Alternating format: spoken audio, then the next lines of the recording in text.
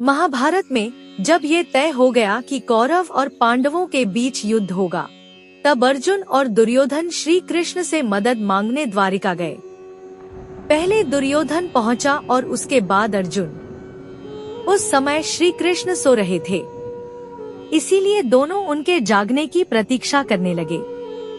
कुछ देर बाद श्री कृष्ण ने आंखें खोली तो उन्होंने सबसे पहले अर्जुन को देखा, क्योंकि वह श्री कृष्ण के पैरों के पास बैठा था। दुर्योधन पर श्री कृष्ण की नजर नहीं पड़ी, क्योंकि वह सिर के पास खड़ा था। अर्जुन ने श्री कृष्ण से कहा कि वासुदेव, मैं आपसे युद्ध के लिए मदद मांगने आया हूँ।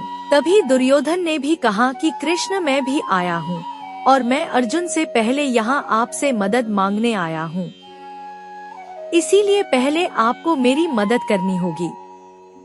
श्री कृष्ण ने कहा कि पहले मैंने अर्जुन को देखा, लेकिन तुम यहाँ पहले आए हो। अब मुझे दोनों की ही मदद करनी होगी। अब मेरे पास तुम दोनों के लिए दो विकल्प हैं। एक तरफ मैं रहूंगा और दूसरी तरफ मेरी पूरी नारायणी सेना। तुम दोनों तय कर लो किसे क्या चाहिए, लेकिन ध्यान रहे मैं युद्ध में शस्त्र नहीं उठाऊंगा। अर्जुन ने कहा कि मुझे तो आपका साथ चाहिए। ये सुनते ही दुर्योधन प्रसन्न हो गया, क्योंकि उसे नारायणी सेना चाहिए थी।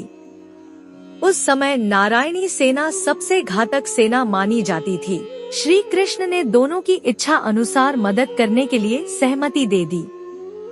इस प्रसंग में दुर्योधन ने सबसे बड़ी गलती कर दी।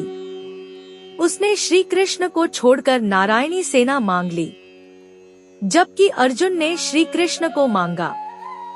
अर्जुन ये जानता था कि जहां भगवान होंगे जीत वहीं होगी, जबकि दुर्योधन ये बात समझ नहीं सका।